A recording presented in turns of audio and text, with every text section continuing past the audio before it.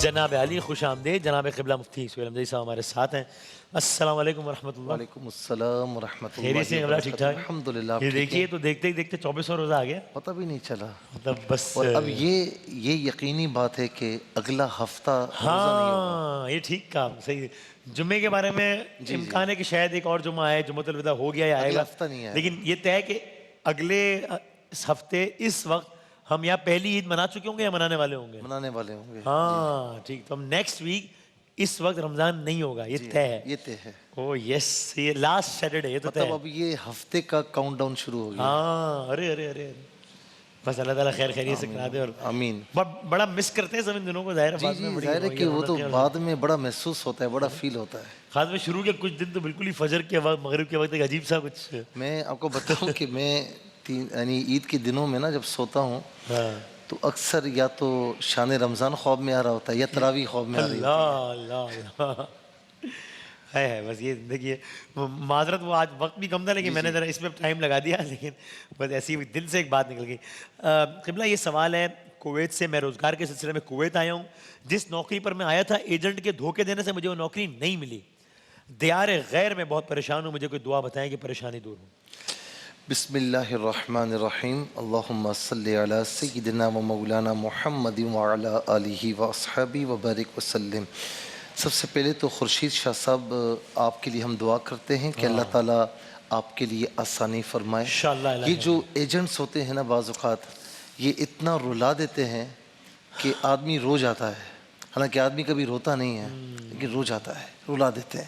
کتنی زیادتی ہے نا, کسی کے خواب, کسی کا مستقبل, سب برباد. جی بالکل ایسا ہی ہے.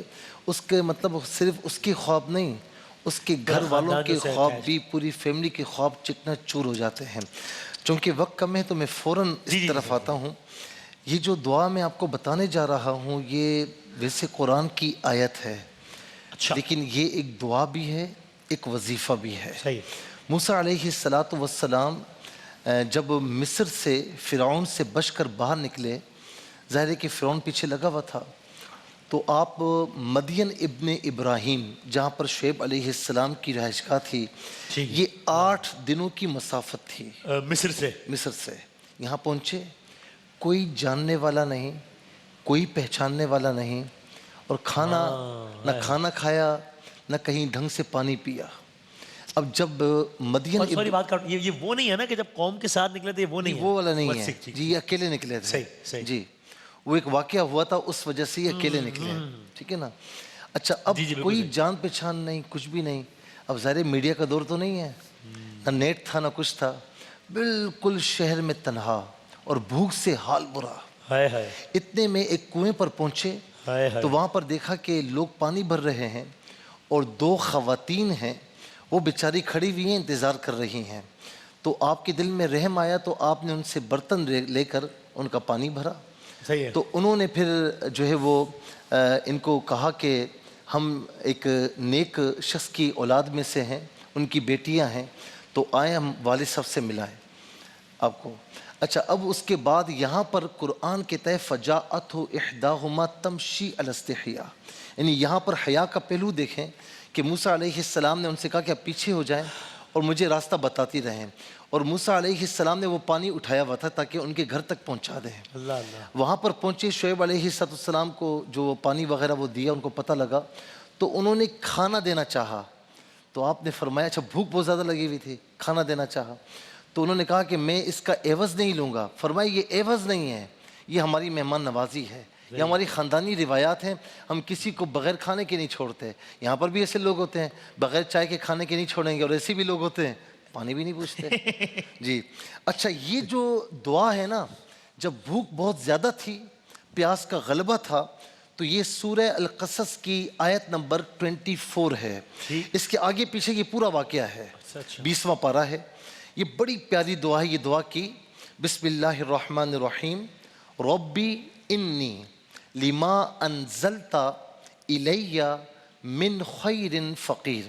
یعنی بھوک کا کیسا عالم ہوگا اور دعا کا انداز کیسے ہوگا ایک اللہ تعالیٰ کے کلیم کا, اللہ تعالیٰ کے نبی کا. اس کا ترجمہ کیا ہے؟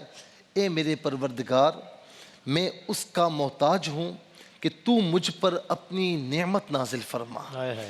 یہ دعا پڑھی اور اس کے بعد شعیب علیہ السلام سے ملاقات ہوئی اور وہ کھانا بھی ملا اور ساری چیزیں ہوئیں. پھر وہاں پر کئی عرصہ رہے اور پھر شعیب علیہ السلام کی صاحبزادی کے ساتھ آپ کا نکاح بھی ہوا. تو یہ وہ دعا ہے چونکہ آپ دیار غیر میں ہیں, وہ بھی دیار غیر میں تھے. جی, آپ کا بھی کوئی جاننے والا نہیں ہوگا, ان کا بھی جاننے والا نہیں تھا. یہ دعا پڑھنے کے بعد اللہ رب العالمین نے اپنے نبی علیہ السلام کو رزق عطا فرمایا اور تا قیامت ایک تعلیم ارشاد فرما دی کہ یہ دعا پڑھنا. پھر دیکھو میں تمہیں کیسے تمہاری کیسے مدد فرماتا ہوں اور تمہارے لیے رزق کا کیسے غیبی انتظام فرماتا ہوں. تو خورشید شاہ صاحب آپ بھی اور جتنوں کا بھی یہ مسئلہ ہے, بہت سے لوگوں کا یہ مسئلہ ہوتا ہے, تو نماز کی پابندی کے ساتھ فجر, عصر اور عشاء یہ آپ جائے نماز پر بیٹھ کر نماز کے بعد ترجمے کو پیش نظر رکھتے ہوئے اور اپنی حالت کو اللہ کی بارگاہ میں پیش کرتے ہوئے یہ دعا 11 مرتبہ پڑھیں اول آخر 3 بار درود شریف کے ساتھ. اور کوشش کیجئے جتنوں کے ساتھ بھی یہ مسئلہ ہے, آپ دیکھیں کہ آپ دنوں میں آپ کے یہ مسئلہ حل ہو جائے گا انشاءاللہ. اور یا غنی یا مغنی, غنی کا معنی ہے بے پرواہ, مغنی کا معنی ہے بے پرواہ, ٹھیک ہے نا, بے پرواہ کرنے والا. صحیح ہے. تو یہ دونوں اللہ تعالیٰ کے صفاتی نام ہے, یا غنی یا مغنی. یہ آپ کثرت سے پڑھیں چلتے پھرتے, جب بھی موقع ملے آپ کی زبان پر یہ ہونا چاہیے. انشاءاللہ آپ دیکھیں کہ وہ جو بے پرواہ ہے نا, بے پرواہ کرنے والا ہے, وہ آپ کو بھی رزق حلال سے اور معاملات سے کیسے فرماتا ہے, کیسے بے پرواہ فرماتا ہے. الہ آمین. سر جزاک اللہ, بہت بہت نوازے, بہت شکریہ. جناب قبلہ مفتی صاحب جیسے ہمارے ساتھ تھے. ابھی علماء کرام کے سیکنڈری بات ہوگی ان سے انشاءاللہ. ایک وقفہ لیتے ہیں اور اس کے بعد ہمارا نعتیہ مقابلہ. جناب قاری بھائی ظفر قاسمی صاحب, فصیح الدین سروردی صاحب نظر آ رہے ہیں مجھے, قاری صاحب نے ذرا اینگل لیا ہے تو نظر آ گئے. فیاضی صاحب کا انتظار ہے, بھائی آ جائیں انشاءاللہ. بریک کے بعد ہم آغاز کرتے ہیں سیگمنٹ کا.